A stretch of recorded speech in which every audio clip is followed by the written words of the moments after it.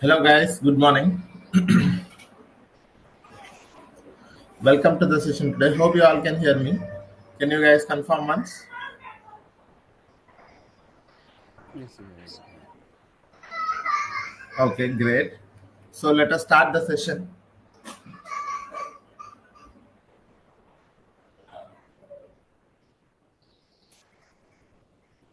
If you remember guys, yesterday we have seen that a BigQuery, what is BigQuery and how to work with the BigQuery, all of those things that we have learned in yesterday's session.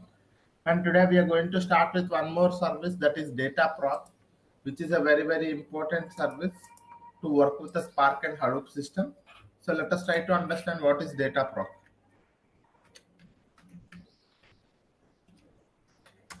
Okay. So DataProc is one of the managed service.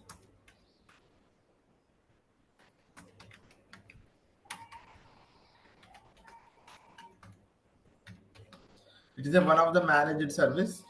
That means we need to here. It is a cluster based tool to we need to manage the cluster here. Okay, it is a cluster based tool, and we need to manage the cluster here. Cluster based tool or cluster based service. Okay, so if you wanted to work with the DataProc, we need to maintain the cluster. So what is actually the DataProc? If you ask me, the main purpose of the DataProc is to run the Spark and Hadoop jobs. Okay, the main purpose of the main purpose the DataProc in life is to run the Spark and Hadoop jobs. Okay, so why they have introduced the DataProc is to run the Spark and Hadoop jobs only, guys. So if you wanted to run the Spark and Hadoop jobs, so in Google Cloud platform we have a DataProc. Okay, the main purpose of the DataProc in life is to run the Spark and Hadoop jobs. So if you wanted to run the Spark jobs, or if you wanted to run the Hadoop jobs, we can directly go to the DataProc and create the cluster in the DataProc, and then we can run the Spark and Hadoop jobs. So that is the main agenda of the DataProc, guys. Okay, so this is the definition. That's it. When it comes to the DataProc definition, this is what it is. Okay, so let us try to understand what is Spark and let us try to understand what is Hadoop. Sir, Spark and Hadoop both are the frameworks, programming frameworks, if you wanted to work with the big data. Okay,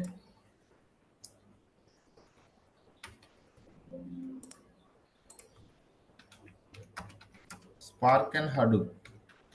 If you wanted to work with the big data processing, sir, I wanted to create a data processing pipelines. Sir, I wanted to create a data processing pipelines, or I wanted to create a migration pipelines, or big data pipelines. So if you wanted to create a data processing pipelines or a big data pipelines, so Spark and Hadoop are the one of the major programming models or the programming frameworks which supports this data processing pipelines and which are very fast. Okay, so if you wanted to work with the data processing pipelines, sir, I wanted to create a big data pipelines. Spark and Hadoop are the programming framework. Programming frameworks. So these are very faster.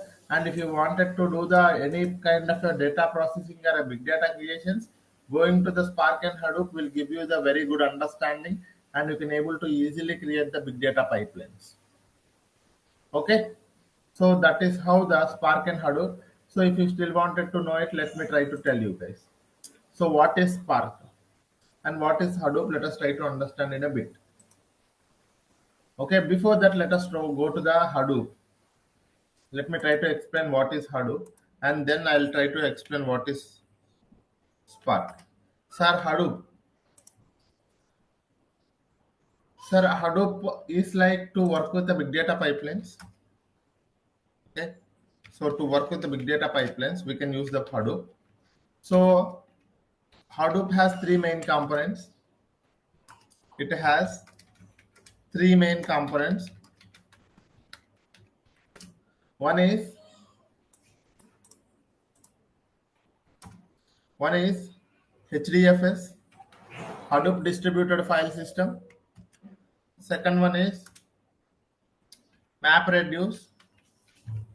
Third one is YARN, Cluster Manager, YARN. So these are the three main components that the Hadoop is having, sir. So HDFS. So HDFS is one of the storage layer. So HDFS is a Hadoop distributed file system where you can able to store any amount of data.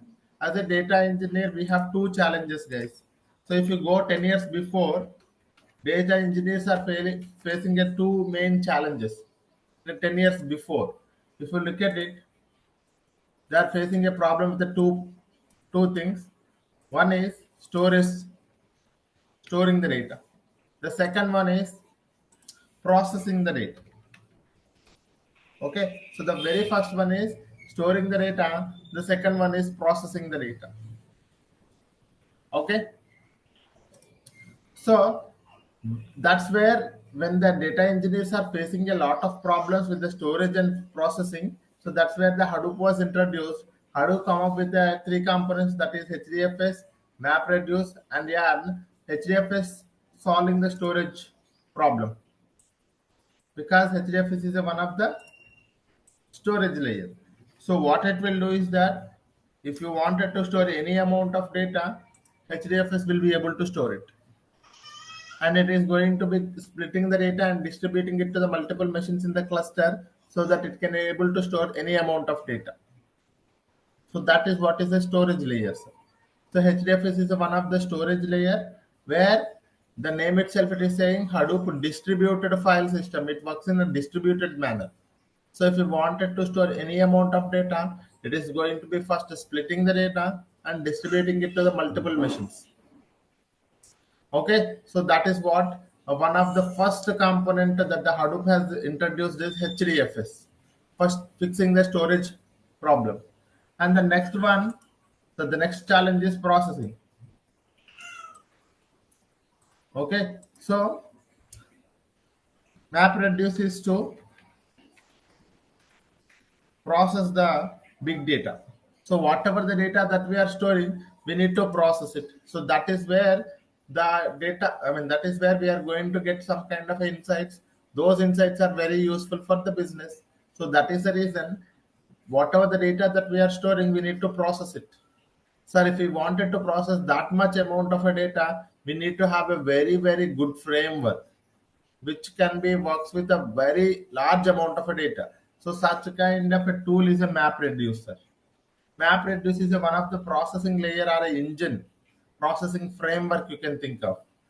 MapReduce is a one of the processing framework where it can able to do the data processing for very large amounts of the data. But the problem with the MapReduce is that it is a processing layer, but we need to do the data processing in the Java. Okay, we need to write the pipelines in the Java only. Okay, it doesn't support any other client libraries, and it is a disk-oriented manner.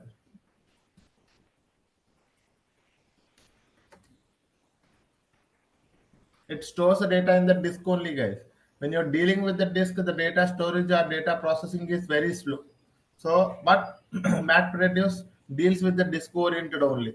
So, whatever the data or whatever the processing that you're doing, it reads the data from the disk, it do the transformation, and it again loads the data to the disk.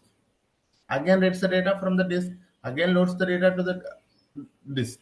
So that is where whenever you're dealing with the disk, the processing will be very slower, but it follows that only. And one more thing is that it can only be used for the batch pipelines. You cannot create the streaming pipelines here. Okay, so this is what is MapReducer. MapReduce is one of the programming framework, I would say, in a simple terms. It is one of the programming framework to process a large amounts of the data. Okay, it is one of the programming framework to process a large amounts of the data. So that is the reason it is called as a processing layer.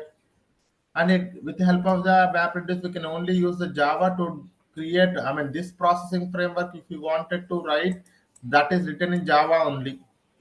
So if we wanted to use this one, we need to use the Java only. So we need to create all the pipelines with the help of the Java only, which is a very, very difficult language or a complex language. And if you wanted to create a complex pipelines, it even becomes more difficult to manage the pipelines. And one more thing is that it is a disk-oriented manner. So if you wanted to create a pipelines, oh sorry, whenever your pipeline is running, the data in between in the middle level steps, all the data is stored in the disk only. When you're dealing with the disk, the processing is very slower. And we can only create the batch pipelines, we cannot be able to create any other streaming pipelines. So that is what is Hadoop, guys. Map reduce.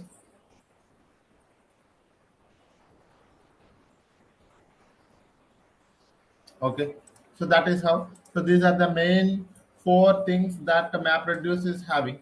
So MapReduce is one of the programming framework.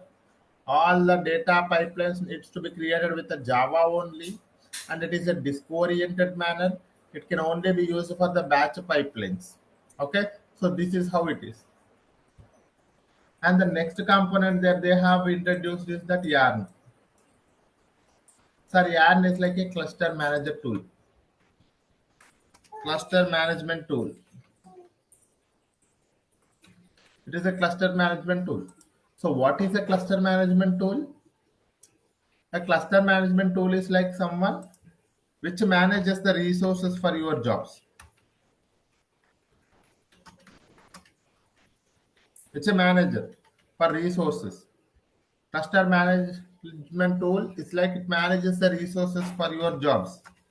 Sir, if you have some 10 jobs, 15 jobs, 16 jobs, 100 jobs, so the for each and every job there has to be a compute resources to be created, and those compute resources to be allocated for the each job. Then only the job can able to job will be able to perform and it will be completed. So if you wanted to, if the job has to run, the resources has to be allocated. Those resources will be created by the cluster management tool only. So all the jobs are allocated using the cluster management tool. So Yarn is one of the cluster management tool. There are many other cluster management tools are also available, but when the Hadoop was introduced, Yarn was one of the important tool. Even today, Yarn is also still used. So other than that, we have a Mesos and we have a Kubernetes also is there as a cluster management tools. Okay, so this is how Hadoop, sir. So this is what is Hadoop. Okay, so when the Hadoop was introduced, why Hadoop was introduced? Why Hadoop was introduced, guys? Can anyone tell me?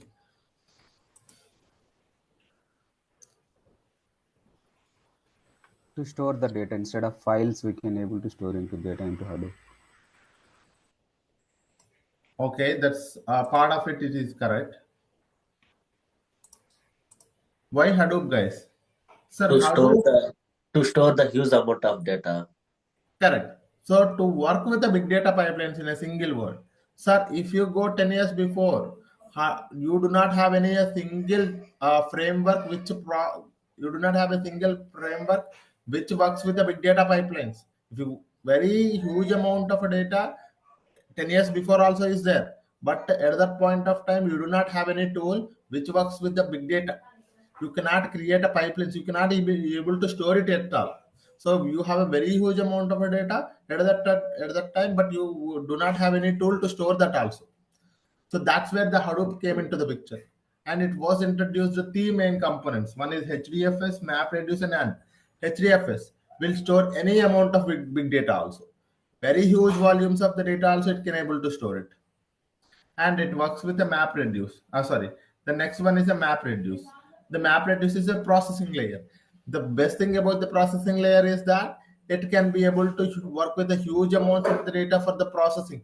It is a very extensive programming framework, but managing the creating the pipelines is difficult, but we can able to create it. It is a disk-oriented manner. It is a kind of a slow, and it can create only the batch pipelines. Now tell me, what is the drawbacks of this MapReduce? HDFS is able to store any amount of data. There is no drawback. But can you guys tell me what is the problem with the MapReduce?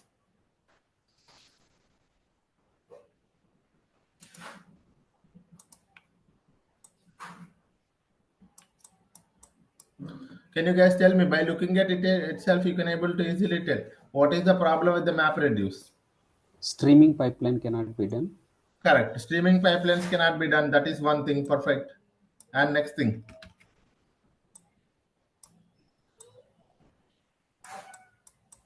It is a disk oriented. That means It is disk oriented. Perfect. That is disk oriented, sir. It is a very slow. Yes, yes. that is also one more point. And the next thing.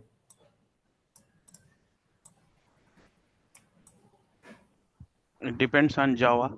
It depends on the Java only, but I do not know the Java, sir. All our data engineers are not knowing the Java. They are very good at Python. So again, so we do not know that. Okay, so this is how, these are the challenges that we have. That, so we do not know the Java, sir. Creating the pipelines with the Java is also very complex. Okay, sir, do we have any other alternative for the MapReduce? So like 8 years before, people were looking for one more alternative for the Hadoop MapReduce. We are not talking about the Hadoop, we are talking about the MapReducer. MapReduce is one of the processing framework. So to do the data processing, we are facing a challenges like Java, disk-oriented manner, and batch pipelines only. So that's where Hadoop has introduced one more tool, that is anyone. Can anyone guess it? Spark. They have introduced Spark, guys. Okay, suppose Spark was introduced. Okay, so this is a one more tool. What is Spark? Can you guys tell me what is Spark? To process the data. It is also a processing layer. Okay, it is also a processing layer. It is also a programming framework similar to the MapReduce only. Okay, most of the concept for developing the Spark, most of the concepts for developing the Spark was taken from the MapReduce only. Okay, so MapReduce, most of the concepts from the MapReduce only they have taken, and they have created the Spark. And now the advantage with the Spark is that it supports client libraries. It supports client libraries such as, it supports Python, Java, R, Scala. Beautiful. So one of the problem is fixed. Sir, now with the help of the Python or Scala also I can able to create the Spark pipelines, which is a big data pipelines. Earlier, to do the data processing with the MapReduce, we were only using the Java, which was very complex. Now, the Spark supports Python, Java, and Scala. So with the help of these languages, we can able to create the pipelines and manage it easily, even though the complex requirement also can also be fulfilled with the Spark. And the next thing is that, sir, it is a in-memory. It supports in-memory computation. In-memory computation. So while it is doing the computation, or while it is doing the data processing, the middle level steps are going to be performed using the memory only. So what do you mean by that? Let me gonna tell you guys first. So for example, what happens, a typical pipeline looks like this. Okay, you will be having a source, you will be having a destination, right? So take a two pipelines. You will be having a source, you will be having a destination. So what happens is that you read the data from the source, you create some data frame or RDD. You read this, our data frame is actually stored in the disk. You again do some transformation one, you create a data frame 2, and this data frame 2 also stored in the disk. Again you read the data frame 2 and you apply transformation on top of that data frame. Again you are storing it to the data frame 3 in the disk only. Okay, So again, you read the data from the data frame 3, again from the disk only. So when you are reading it from the data frame 3, that means you are reading it from the disk only. You are doing the transformation. You are creating a data frame 4. Again, this data frame 4 is also stored in the disk. And you are writing the final data frame to the destination. Okay, why we are creating this many data frames is that to transform the data, we may have to do the multiple transformations, right? To properly, as per the requirement, if I wanted to get my shape my data, we need to do multiple transformations. So transformation 1, 2, 3, something like that. So you are writing it to the destination. So now tell me, all the middle level steps are stored under where, sir? The disk. In the disk only. So when you are dealing with the disk, so that is where the processing becomes slower. That is where the processing becomes a slower. So that is the reason this is a map reduce. How this is how the map reduce works. So that is the reason map reduce is slower. Okay, sir. Instead of a disk, can I go for memory? Instead of a disk, can we go for the memory? So that is Yeah, what Spark. earlier, if you go back maybe 5, 6, or 10 years before, you have a smartphones also. At that point of time, the storage was good. The RAM was like 2 GB, 1 GB only. Our mobile phones, if you remember. Okay, the RAM was 2 GB, 1 GB only. But nowadays we are using a mobile phones of 8 GB RAM also. Why? Because when you are increasing the RAM, the processing speed will be very high. Okay, so when you take the same pipeline and if you remove here the disk, all the middle level operations are operated on the memory only, nothing but a RAM. Okay, But nothing but that. one question, Rahul. So the more you save the data in the memory, okay, so it may lead to the performance issues again, right? I mean, we don't want to uh, store, unnecessary things or huge volume of data in the memory because it will again create the problems, right? No, it doesn't do that like that. It doesn't work like that. And even though it is creating such kind of issues, we have to do some kind of a optimization techniques.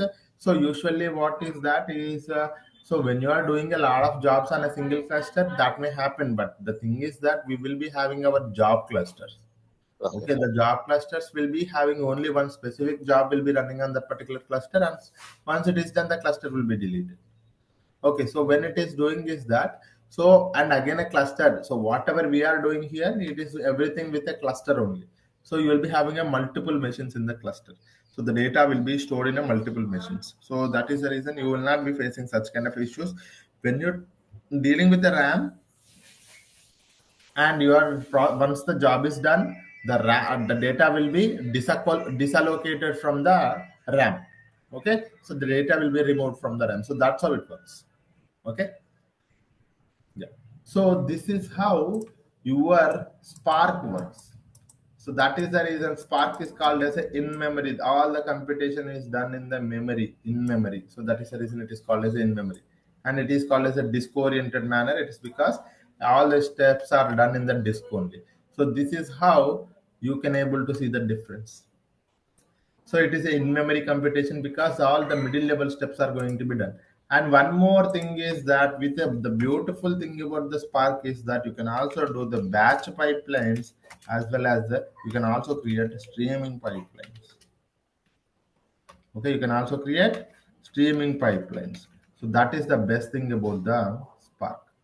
So this is how the Spark becomes very famous. Okay, the Spark becomes very famous. So this is the reason. This is the reason. Now the thing is that, sir, when the Hadoop wanted to do HDFS, MapReduce, and ARNA, these are the softwares, right? So these are the programming frameworks, and these are like tools you can think of. ARNA is a tool, MapReduce is a tool, HDFS is a tool. These are the tools. And if they wanted to use any of these computation, they need the infrastructure. Yes or no? So these are the tools. If the HDFS has to store a lot of data, it needs the infrastructure to store the data. So that infrastructure is nothing but a cluster. Okay, nothing but a cluster. Can anyone tell me what is meant by cluster? Cluster is nothing but a uh, group of Correct. uh, group of servers or group of Correct. disks, something like that. Yes. Correct. In It's a databases, collection. we can in It's a databases we can collection. call it as group of databases. Data in the order, in the sorted manner. So no. Cluster is different. That cluster is different. So cluster in the Hadoop cluster, when I say, or a DataProc cluster, when I say, it is a collection of machines. So you will be Yes. having the master machine, and you will be having the worker machine. Okay. So I would just say yum. You can also call it as a master node. Okay. A node or a machine, both are same. Okay, you Master will be machine. having a master machine, and you will be having a worker nodes or worker machines, worker 1, worker 2, and a typical cluster looks like this worker 3. So what happens here, let me try to tell you. Most of the people does not know this one yet. Let me try to give you some idea. Okay, so that you guys get it. So this is how a typical cluster looks like, guys. If you go and see it, what is a cluster? Sir, means a cluster is nothing but a collection of machines. Okay, let me try to explain it. Okay, so go down. Oh, okay, I'm gonna come here. Oh. Okay, let me remove it here, and let me try to explain it. So what happens, sir? I have some 100 GB of the data. So let us take a simple use case and try to understand it. Sir, I have a 100 GB of the data. 100 GB or TB. 100 GB is a very huge. In 10 years before, 100 GB of the data means it was very huge data. And they wanted to store it, and then they wanted to process it. So this is the challenge, right? So for storing the data, storing it in a 100 GB of the data in a single machine is not possible. Okay, it's not 100 GB. Let me make it as 100 TB. Let us make it as 100 TB so that you guys can easily interpret it, illustrate it. Now tell me, sir, I have 100 terabytes of the data, because that is what we call as a huge amounts of the data. So storing 100 terabytes of the data is possible in one single machine or not? Can we store the 100 terabytes of the data in a single machine or not, sir?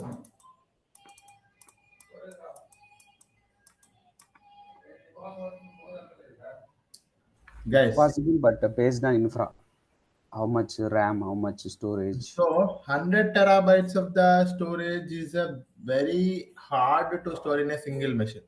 And managing that 100 terabytes of the data on a single machine is very difficult. Okay, there are plenty of challenges associated managing the 100 terabytes of the data on a single machine. So it is not possible. So if it is not possible it on a single machine, what is the other way, sir? Create another machine. So instead of storing the 100 GB of the data on 100 terabytes of data on a single machine, can we go for multiple machines so that we can able to store it?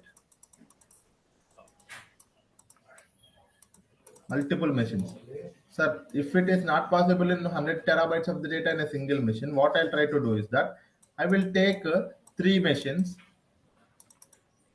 I will take three machines, machine 1, machine 2, machine 3. 100 terabytes of the data I take. And I split this data into the 33 here, 33 here, 33 here. So this is how we can easily manage it. We can easily store it. So this is a concept of distributed machines. Okay, this is a concept of distributed machines. So distributed machines is nothing but a few machines working together. So the few machines are working together to achieve something is nothing but a distributed machines are cluster. Distributed machines are collection of machines. So that distributed machines you call it as a cluster. That distributed machines you call it as a cluster. But who is actually splitting the data and distributing the data? Who is telling these machines to distribute the data and split the data first, and they have to distribute it, and how much amount of the data was actually stored here, how much amount of the data was actually stored here. So to track it, we need the tracker, and we need someone to manage this entire details. So that is our HDFS. That is our HDFS. So HDFS, what it will do? HDFS is a smart tool to split the data. It is having a mechanism of, it is an engine, or you can think of it like a software. It is a mechanism of where it splits the data and distributes the data to the multiple machines. Okay, so it needs a cluster of machines to store any amount of data. So it works with the cluster. Now the cluster, if I go, now the cluster, this is my cluster. And in my cluster, I have worker machine 1, worker machine 2, worker machine. These machines I am calling as worker machines. Why? Because these are the ones actually storing the data. So these are the ones actually doing some work. So that is the reason we call it as a worker machines. And how much amount of data they are actually storing and how they have stored it, and to track every detail that the worker machine is doing. So that is where the master machine is for. So master machine is for tracking the details of each and every worker and splitting the data to them and tracking the data, tracking their status, tracking their activity and everything. So that is there you have a master machine. So this is how our HDFS works. Okay, HDFS is a mechanism, it's a tool. It specifies to the cluster is that, okay, you have a machine. If you have a 4 machines, one of the machine has to be a master. All other things supposed to be a worker nodes. Master machines should be keeping the tracks of all the things. Worker machines are the ones doing the actual work. So this is how the HDFS will take. Okay, so if you wanted to understand it in a very simple way, take a project. You will be having some project requirement. In a project requirement, to fulfill the project requirement, we will be having a project manager. We will be having a multiple developers. Developer 1, developer 2, developer 3. This entire thing I am calling as a project. This project is running based on this requirement. So this requirement is our HDFS. And it will be, and this is our cluster. This is our cluster. A cluster is nothing but a collection of something. Now this is my project. As per the project requirement, this entire project is working. Okay, now this project manager, what he will do, sir? The project manager is he doing some development work? No. In the development work will be done by the developers. So that is a similar fashion to your master machine and all of these things. Okay, is that clear, guys? Anyone have any question here? The very simple thing is that you cannot be able to store a very huge amount of data. Today is 100 TB, tomorrow it is 1000 TB, day after tomorrow it is petabytes of the data we are going to talk about. It cannot be easily managed and stored in the single machine. In that case, we will be planning to, if it is not single machine, we go for multiple machines. So that's where the concept of distributed machines came into the picture. So using the distributed machines, HDFS stores a multiple any amount of data. With the help of the HDFS, we can able to store any amount of the data using the cluster. So cluster is nothing but a collection of machines where you will be having a master machine and worker machine. A machine is nothing but a node, sir. Some people call it as a node. It's just terminology, okay? It's just terminology. Machine is nothing but a node.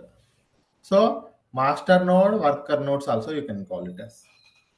Okay, so that is how, this is how HDFS stores data. Okay, so now the thing is that similarly, the processing also needs to be taken care. Processing also, this entire amount of a data, huge data, doing the data processing also very hard.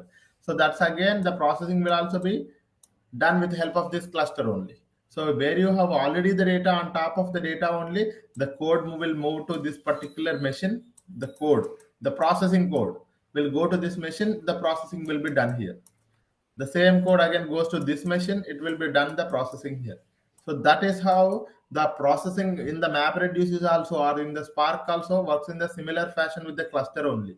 So worker machine stores the data. Worker machine process the data. Okay, so this is how you can able to store any amount of data. Any data can be, any amount of data can also be processed here. So this is how the this is how your HDFS, MapReduce, and Spark works. Okay, so this is how, with the help of the cluster, they are going to store the data. With the help of the cluster, they are going to process the data.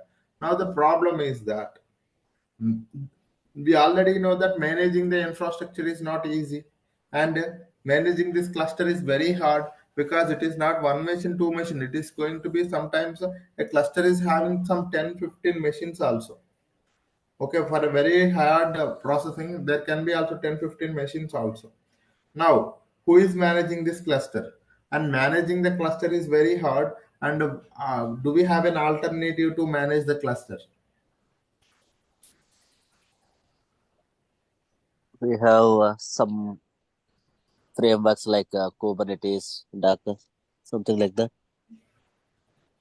Yes, but who manages the installing all of these softwares and making it available for all of these things? Okay. So the thing Which is is the that, Terraform. so the thing is that creating the machines is not an easy. It's an easy task, right? So creating a one virtual machine is an easy task.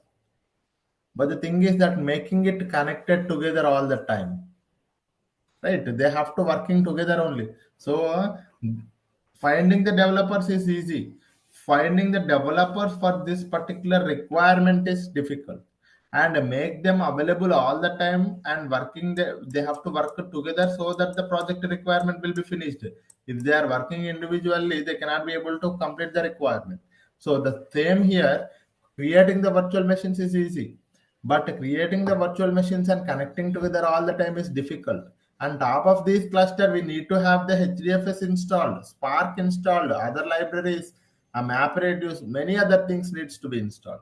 So it can be possible manually, but it is a time taking and effort taking and money taking. So instead of that, Google Cloud Platform comes up with a DataProc. Okay, Google Cloud Platform comes up with a DataProc. What kind of a tool it is?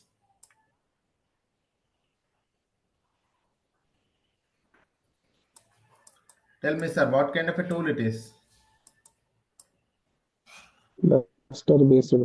It is a managed cluster-based service. It's a fully managed cluster-based tool where it manages the cluster for you. You provide the configuration, it creates a cluster and manages the cluster for you. And on top of this cluster, it installs whatever the softwares you mentioned. It by default it installs the Spark, it installs the MapReduce, it installs the HDFS, it installs the Hive. Okay, all of these Hadoop tools, it is by default is installed. And the main purpose of the DataProc is to run the Spark and Hadoop jobs only. Okay, so this is how. Similarly, if you go outside, you can also find Amazon Glue, which is also similar to the DataProc. Amazon Glue. If you go to that, you have a Databricks also, so which is similar to the DataProc. So this is how you have a different tools, which the main purpose of these tools also the same thing. They are managing the cluster and all the softwares are installed. The main purpose of these tools also to work with the Spark and Hadoop jobs only. Okay, so this is how the DataProc is for. Now you got to know the understanding that the why Hadoop, why MapReduce, why HDFS, why R, and why MapReduce, why not MapReduce. Now why Spark, why not MapReduce also you got to know. Now you got to know that why DataProc. So this is what is a DataProc. Yes, any questions, anyone?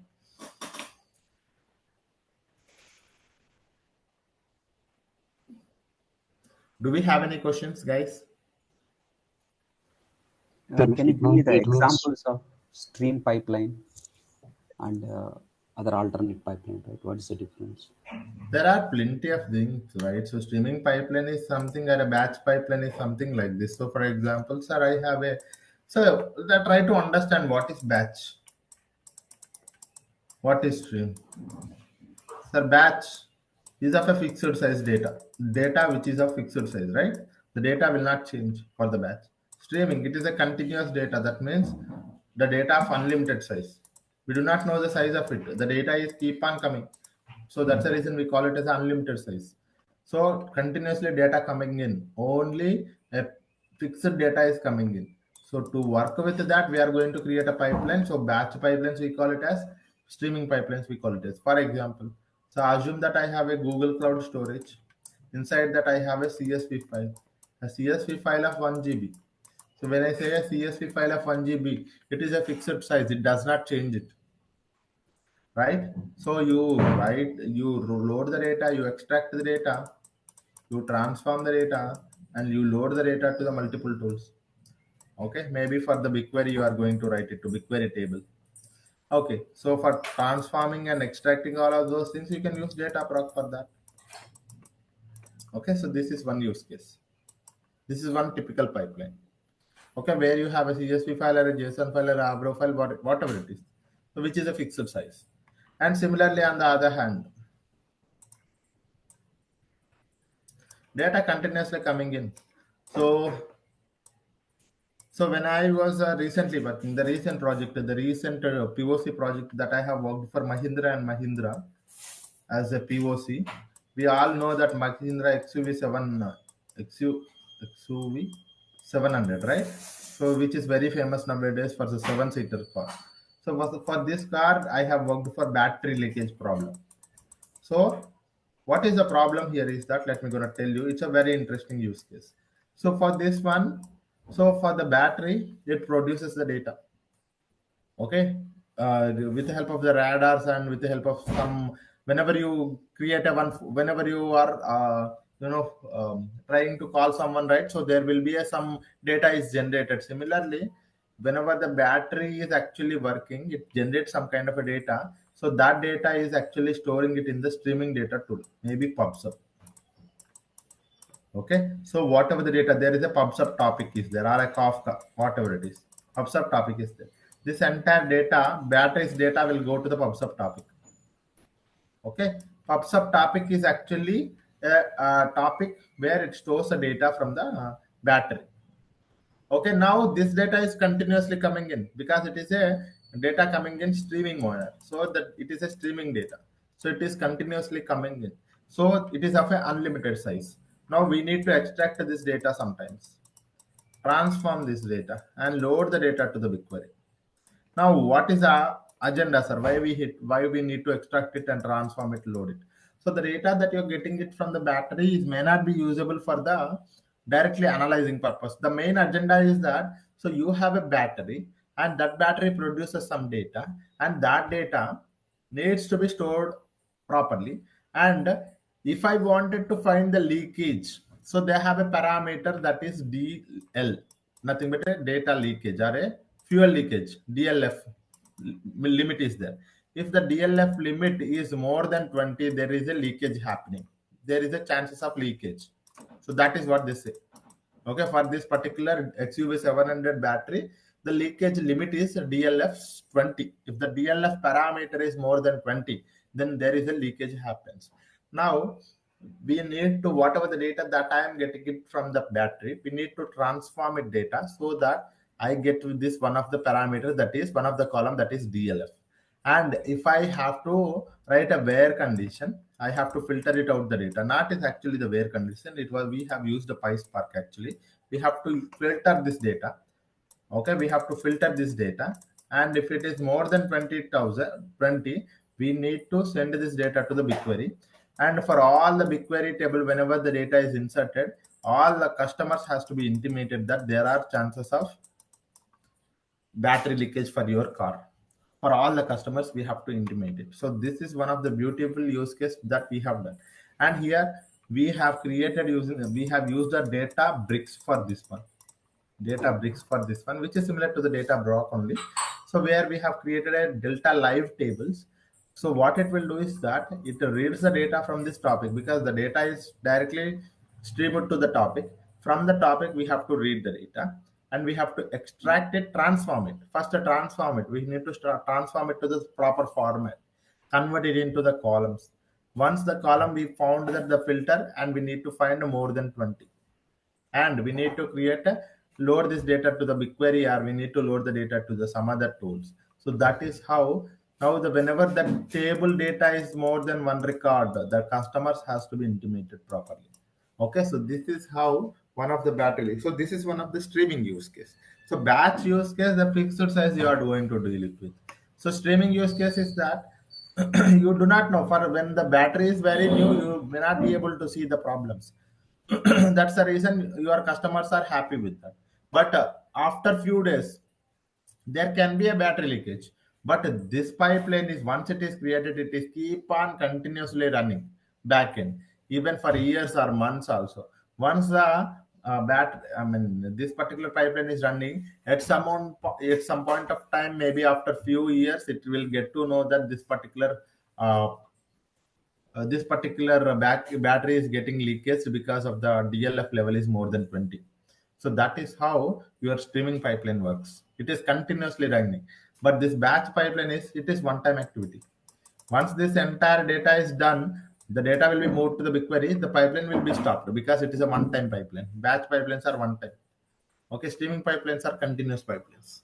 Okay, so this is how it works, guys, for the batch and streaming. Any So question? one question. So you were mentioning that PubSub topic, right? Is it a Kafka topic or other Similar topic? to the Kafka. In Google Cloud Platform, we have a PubSub. Okay, so which is similar Okay. to the Kafka. Both are same. In Kafka, you call it as a producer consumer.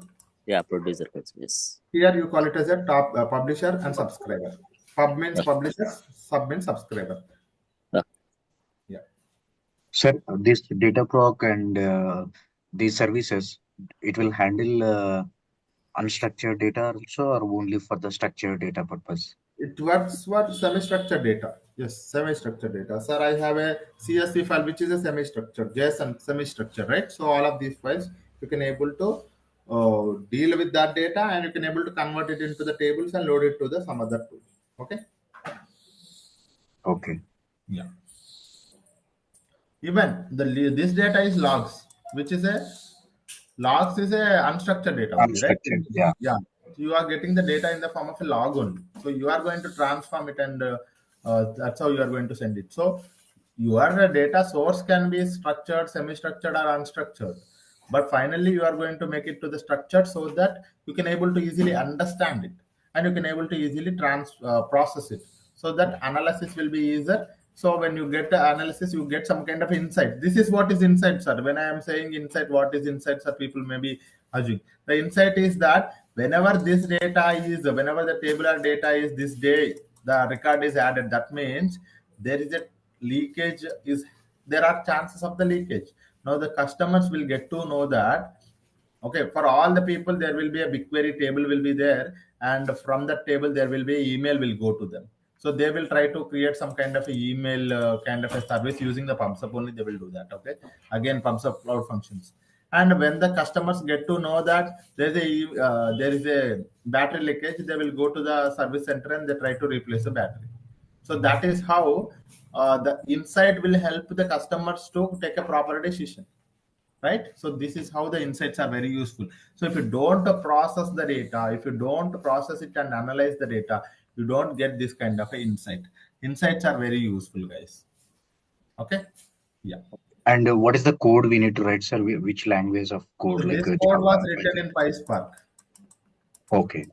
Most of the times the code will be written, we are going to create the code in the PySpark only. In the BigQuery, if you wanted to write, you can write it in the SQL query also, because there are plenty of customers will be there. I wanted to filter out the customers only for one customer. You can use SQL in the BigQuery, but in the database we have to use SQL or PySpark also. We can do it, but PySpark is more manageable because it has a plenty of libraries. We can able to do any type of processing also, transformations also. Okay. Okay. Thank So you. this is how it is, guys. So now let us do one thing, and the final thing is that, sir, how to create the cluster. Let me gonna tell you how to create the cluster, and we will wind up the session. Or maybe we will see it tomorrow, guys. It's already 27. We will see it tomorrow. Okay. So hope you got some idea about what is DataProc, and what is Hadoop, what is Spark, and what is MapReduce, and how the batch and streaming pipelines looks like. Okay. Sir, one question, like Yes. how we can decide DataProc or data lake, data flow? So it depends on the requirement, right? So, sir, my developers are more of a Spark based. Okay. And sir, the requirement is that the client is asking for the Spark touch only. In that case, you have to go to the DataProc only. You do not have any other chance, right? Okay, sir, my client is asking for the Spark pipelines. So if he is asking for the Spark pipelines, you can't go for the data flow because data flow is not having the Spark touch. Okay, it is a beam pipelines. So it's based on the requirement. And one sometimes it is also the developer's choice. Sometimes, sir, I wanted to do the data processing. My developers are only know the PySpark. They does not know the data flow. In that case, going with the PySpark will eventually not lead to the extra training required for them, right? So they can directly work on the PySpark only. So that's again depends on two things. Most of the times it's the customer requirements, sir. Client requirement only. Okay. Why I asked, right? The Mahindra battery case, Correct. right? You used their data lake. No, we didn't use their data. Data lake is something to store the data. Okay. It's not about data lake is not for the processing. Data lake is to store the data. You can store anywhere. Okay, storing the data is anywhere. You can store it in the GCS only. Actually, that data was actually stored in the data lake. Data lake is nothing but again GCS. GCS is nothing but a data lake, sir. If I tell you or not, a data lake is a location where we store any amount of data, any number of files, any format. So that is one of the example for the data lake is like S3 buckets, Azure Blob Storage, and GCS. GCS is one of the data lake. Okay. And for the processing, you can use PySpark or you can use Beam or you can use SQL or you can use any other language, for instance. Okay.